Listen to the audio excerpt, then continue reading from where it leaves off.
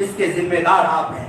وہ بچے جو 10 سال کے ہو چکے ہیں، 10 سال سے زائد ہو چکے ہیں، ان کی ظہر کی عصر کی نماز فوت ہو رہی ہے، اس کے ذمہ دار آپ ہیں۔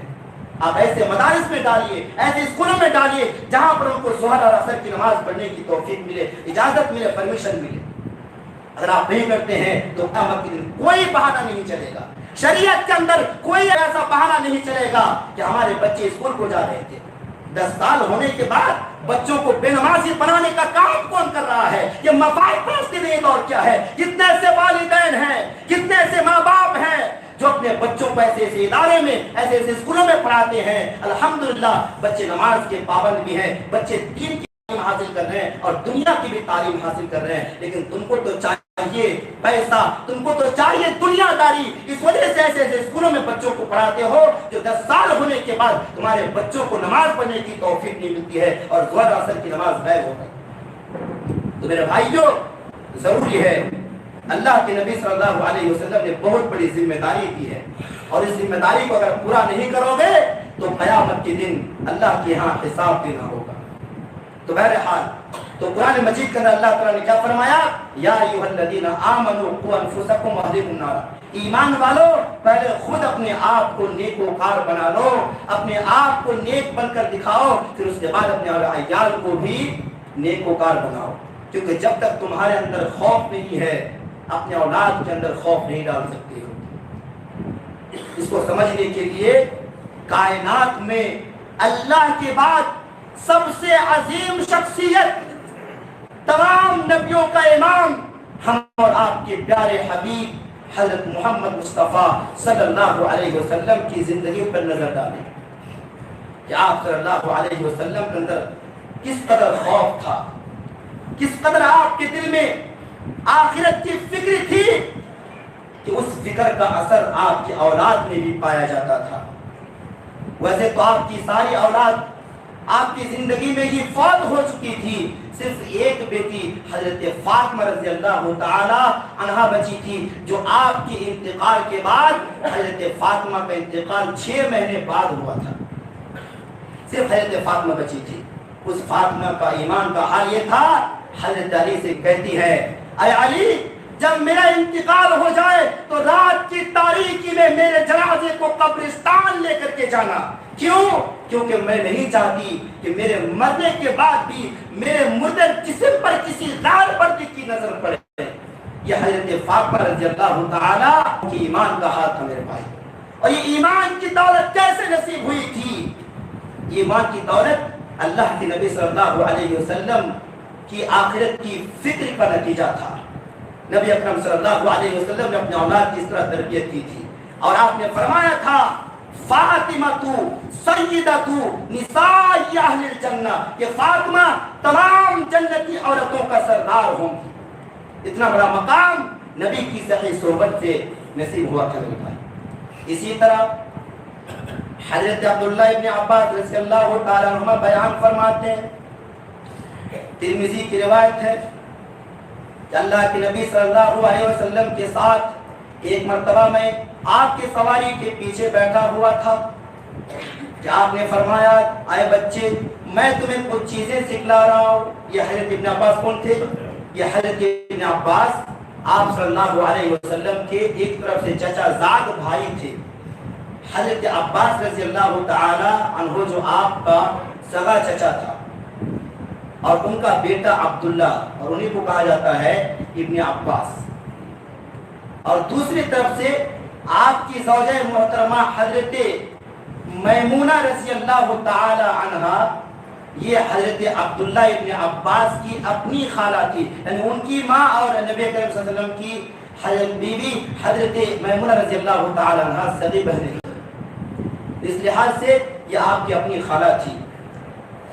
تو اس لحاظ سے بھی عبداللہ ابن عباس رضی اللہ تعالی عنہما نبی اکرم صلی اللہ علیہ وسلم کے ریلیشن میں ہوئے، اور نبی کے پاس ہی حضرت ابن عباس کی تربیت ہوئی ہے۔ بچپن سے نبی اکرم صلی اللہ علیہ وسلم کی وہ خدمت کرتے، اور اللہ کے نبی صلی اللہ علیہ وسلم ان کی تربیت کرتے تھے، اور یہ وہی ابن عباس ہے۔ جانتے ہو ان کے بارے میں؟ حضرت عمر فاروق رضی اللہ تعالی عنہ، بڑے بڑے بدری صحابہ صحابیوں کے درمیان میں اپنے قریب میں بڑی بڑی مجلسوں میں اپنے قریب میں بٹھایا کرتے تھے. جب لوگ اعتراض کرتے کہ عمر اس کے برابر تو ہمارے بھی بچے ہیں, ہمارے بھی اولاد ہیں, ان بچوں کو اپنے قریب میں کیوں نہیں بٹھاتے اور اس بچے کو اپنے قریب میں بٹھاتے ہو؟ تو حضرت عمر کہتے کہ یہ اس وجہ سے کہ اس کے اندر وہ ٹیلنٹ ہے, اس کے اندر وہ علم کی صلاحیت ہے جو اور بچوں میں نہیں ہے, تم لوگوں میں بھی نہیں ہے. علم کی وجہ سے اس بچے کے اندر اللہ نے وہ سعادت عطا فرمائی ہے, اس وجہ سے ہم نے اس کو اپنے قریب میں بٹھایا. تو یہ حضرت ابن عباس رضی اللہ تعالی عنہ کا حال تھا. اور یہ وہی ابن عباس ہے جن کے بارے میں اللہ کے نبی صلی اللہ علیہ وسلم نے 2 مرتبہ اللہ تعالیٰ سے دعا کیا تھا, اللہم علمہ الحکمہ, اے اللہ اس بچے کو علم و حکمت سے نواز دے, علم و حکمت سے نواز دے. زندگی میں 2 مرتبہ اللہ کے نبی نے اپنی پیاری زبان سے دعا کیا تھا, اور اس دعا کا اثر یہ ہوا تھا کہ تمام صحابہ کرام میں سب سے بڑے مفسر قرآن ثابت ہوئے. اگر سوال آئے کہ صحابہ میں سب سے بڑے مفسر کون ہے تو نام آئے گا حضرت عبداللہ ابن عباس رضی اللہ تعالی عنہ. اور ابن عباس کی تربیت نبی کی صحبت میں ہوئی, نبی کے ساتھ رہنے سے ہوئی ہے.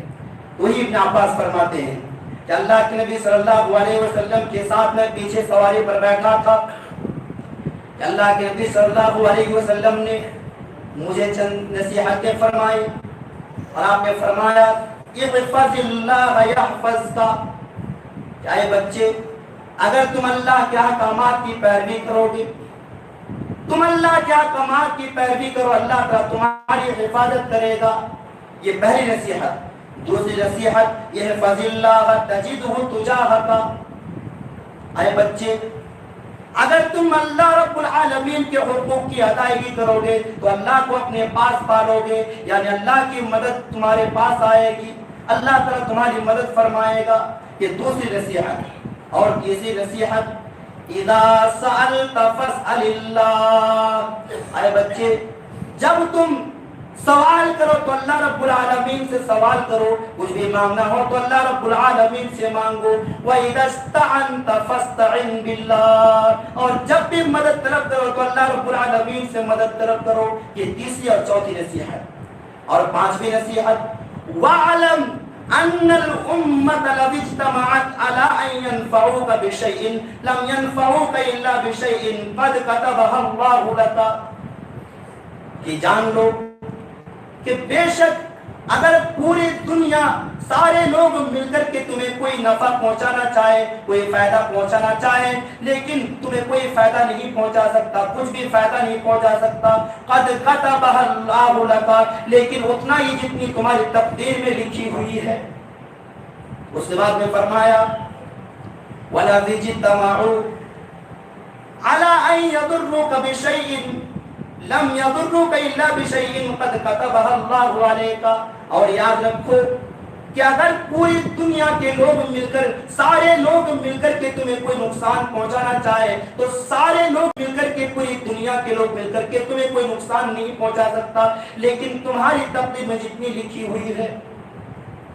یہ 7 نصیحتیں اللہ کے نبی صلی اللہ علیہ وسلم نے فرمائی. اور ایک نصیحت چھوڑ گئی, رفعت الاقلام وجفت الصحف, کہ قلم اٹھا لیا گیا, قلم اٹھا لیا گیا اور صحیفے خشک ہو گئے. یعنی تقدیر میں جو لکھا جا چکا وہی ہونے والا, بس اللہ رب العالمین کی جو مشیت ہوگی تو تقدیر بدل سکتی ہے, ورنہ تقدیر میں اب لکھا جا چکا ہے. تو یہ 7 نصیحتیں اللہ کے نبی صلی اللہ علیہ وسلم نے حضرت ابن عباس رضی اللہ تعالی عنہما سے کیا. تو اس طرح سے اللہ کے نبی صلی اللہ علیہ وسلم کی صحبت میں تربیت ہوتی تھی. تو میں بتانا یہ چاہ رہا تھا کہ ماں باپ جس قدر نیک ہوں گے اسی قدر اولاد بھی نیک ہوں گی. ماں باپ جیسے نیک اللہ کی یاد کریں گے, آخرت کی فکر کرنے والے ہوں گے, تو اپنے بچوں کو اسی قدر فکر مند بنا سکتے ہیں, ورنہ وہ نہیں بنا سکتے ہیں. وہ چاہیں کہ ہم نیک نہیں ہیں, اپنے بچوں کو نیک بنا لیں, تو ایسا امکان نہیں ہے. قرآن کہتا ہے والذین یقولون ربنا هب لنا من ازواجنا وذریاتنا قرۃ اعین واجعلنا للمتقین اماما. سورہ فرقان کا نمبر 74. اللہ فرماتا ہے مومن لوگوں کی یہ شان ہوتی ہے، مومنوں کی پہچان ہوتی ہے کہ اللہ سے دعا کرتے ہیں الہ العالمین ربنا ہب لنا من ازواجنا، اے اللہ تو ہمیں اپنی بیویوں کی طرف سے، ہمیں اپنے اولاد کی طرف سے ہماری آنکھوں کی ٹھنڈک عطا فرما، واجعلنا للمتقین اماما، اے اللہ تو ہمیں متقیوں کا امام بنا دے، متقیوں کا پیشوا بنا دے، یعنی ایسا مسلمان بنا دے کہ جسے دیکھ کر کے دوسرے لوگ سیکھے کہ ایمان کیا چیز ہے، واجعلنا للمتقین اماما۔ اور حدیث میں آتا ہے، حضرت ابو ہریرہ رضی اللہ تعالی عنہ بیان کرتے ہیں، ما من مولود الا یولد علی الفطرۃ فابواه یحفظانه او ینصرانه او یمجسانه کما تنتج البہیمۃ بہیمۃ جمعا هل تحسون فیها من جدعا۔ صحیح بخاری کتاب التفسیر حدیث نمبر 4775۔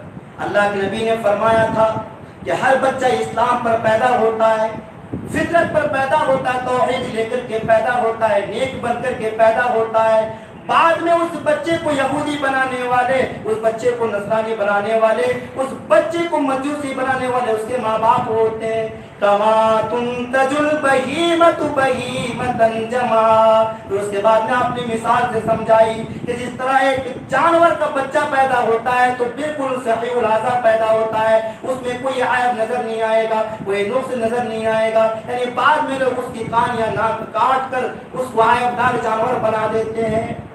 صرف یہی حال ہے کہ ماں باپ جس طرح ہوتے ہیں بچے اسی صحبت میں ڈھل جاتے ہیں۔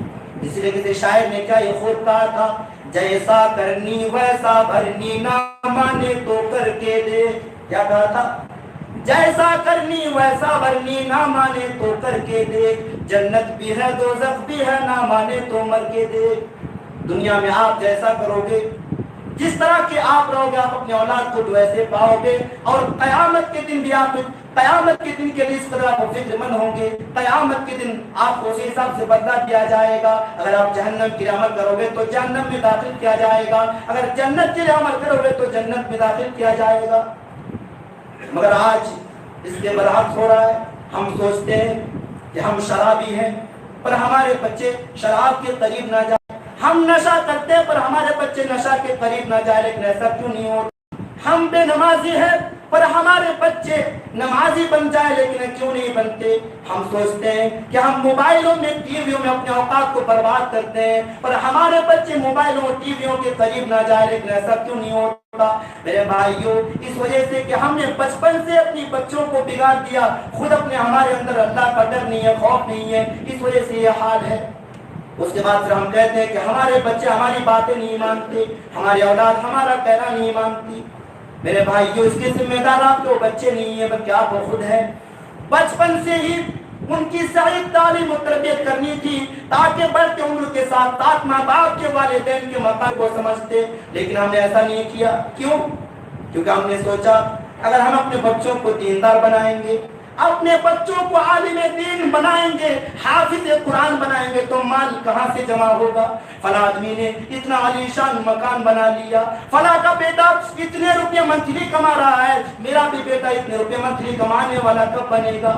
اس طرح کی سوچنے کی وجہ سے ہی آج ہماری اولاد کی حال ہے، اپنے ماں باپ کے فرمانبردار نہیں ہے، دنیا کے لیے ہر طرح کی فکریں ہو رہی ہیں۔ مگر افسوس کبھی وہ ماں باپ یہ سوچتے ہوئے نظر نہیں آتے کہ کاش فلاں کا بیٹا عالم دین بن گیا، میرا بھی بیٹا عالم دین ہوتا تو میرے لیے کتنا خوش نصیبی کی بات ہوتی کہ مرنے کے بعد میرے لیے صدقہ جاریہ ہوتا۔ کاش فلاں کا بیٹا حافظ قرآن بن گیا، قرآن کو سیکھنے سکھانے والا بن گیا۔ نبی کے حدیث کے تحت خیرکم من تعلم القرآن وعلمہ، کہ تمہیں جو قرآن کو سیکھتا دوسروں کو سکھلاتا اس سے بہتر کوئی نہیں ہے۔ کاش میرا بیٹا حافظ قرآن ہوتا تو میں کتنا خوش نصیب ہوتا۔ کاش فلاں کا بیٹا پانچوں ٹائم کی نماز کی پابندی کرتا ہے، اذان دیتا ہے اور لوگوں کی خیر خواہی کی دعوت کرتا ہے۔ کاش میرا بھی بیٹا ایسا ہوتا تو میں کتنا خوش نصیب ہوتا۔ کیا اس طرح کی سوچتے نظر آتے ہیں؟ کتنے ایسے ماں باپ ہیں جو اس طرح کی سوچتے نظر آتے ہیں؟ اسی لیے قرآن نے کہا میرے بھائیو یا ایھا الذین آمنوا لا تلہکم اموالکم ولا اولادکم عن ذکر اللہ ومن یفعل ذلک فاولئک هم الخاسرون۔ سورۃ المنافقون نمبر 63 اور آیت نمبر 9۔ اللہ نے فرمایا یا ایھا الذین آمنوا لا تلہکم اموالکم، اے لوگو اے ایمان والو کہیں تمہیں تمہارا مال دنیا کی محبت تمہیں اللہ کے ذکر سے ولا اولادکم عن ذکر اللہ اور تمہاری اولاد کی محبت اللہ کی یاد سے غافل نہ کر دے۔